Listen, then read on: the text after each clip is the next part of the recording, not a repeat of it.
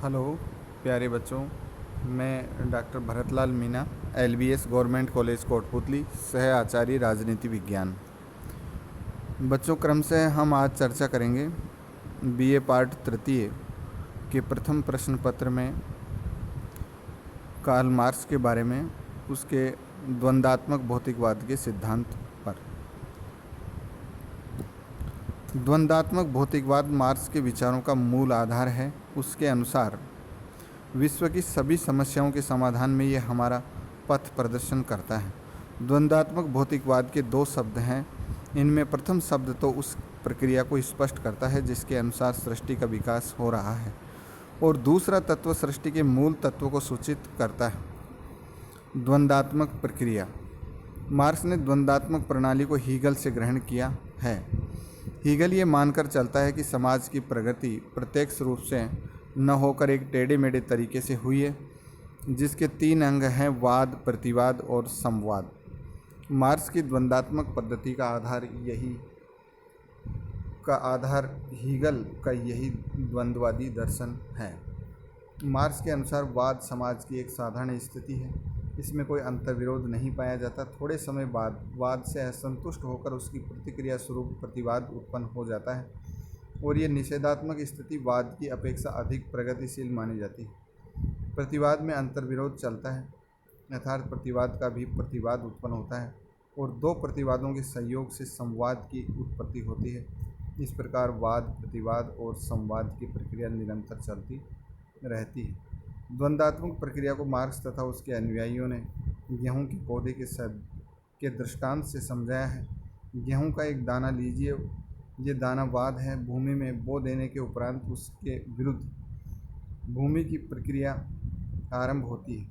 यह गलकर या नष्ट होकर अंकुरित होता है और पौधा बनता है। यह पौधा विकास की दूसरी कड़ी अर्थात प्रतिवाद है। तीसरी कड़ी पौधे में बाली का आना, इसके पकने पर गेहूं के दाने का बनना तथा पौधे का सूख कर नष्ट होना। तीसरी दशा संवाद या विपरिणाम है। आर्थिक जीवन की विभिन्न अवस्थाओं के संदर्भ में इस द्वंद्वात्मक प्रक्रिया को इस प्रकार समझाया जा सकता है।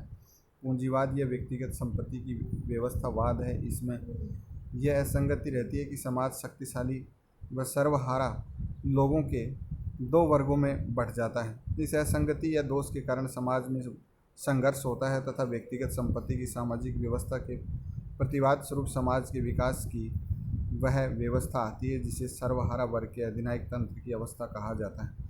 इन दोनों अवस्थाओं के संवाद स्वरूप वह अवस्था आती है जिसे साम्यवाद की अवस्था कहा जाता है तथा जिसमें व्यक्तिगत संपत्ति के स्थान पर सार्वजनिक स्वामित्व की अवस्था होती है।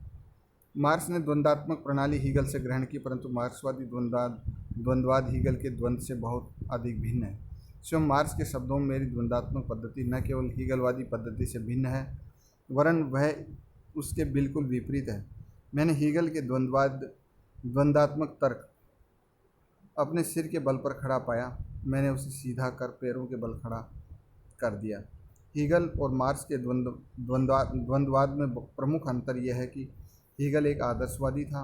वह विश्वात्मा या सूक्ष्मतम आत्म तत्व को समाज का नियामक कारण मानता था। हीगल की दृष्टि में इतिहास विश्व आत्मा की क्रमिक अभिव्यक्ति है, और वह भी एक दैवी आयोजन के द्वारा जो संपूर्ण विश्व में परिव्याप्त है। परंतु मार्क्स ने हीगल की विश्वात्मा सिद्धांत को काल्पनिक कहकर छोड़ दिया और उसके स्थान पर विशुद्ध भौतिक तत्व की महत्ता स्वीकार की, क्योंकि वह न केवल प्रत्यक्ष सत्य या वास्तविक ज्ञान है, वरन सुस्पष्ट शाश्वत रूप भी है। मार्क्स का कहना है कि हम आत्म का अनुभव प्रत्यक्ष में नहीं कर सकते, इसलिए हमारे लिए उसका होना नहीं के बराबर है।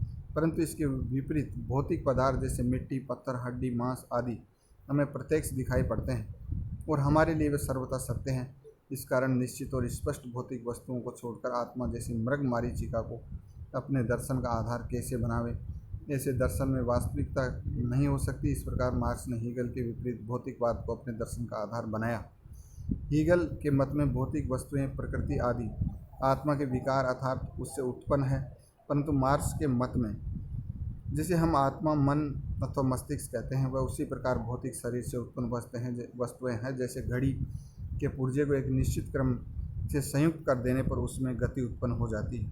इस प्रकार हीगल विचारों को प्रधान मानते हुए पदार्थ को विचारों का प्रतिबिंब मानता है, किंतु मार्क्स पदार्थ को प्रधान मानता है और उसका विचार है कि पदार्थ ही विचारों के स्रोत होते हैं।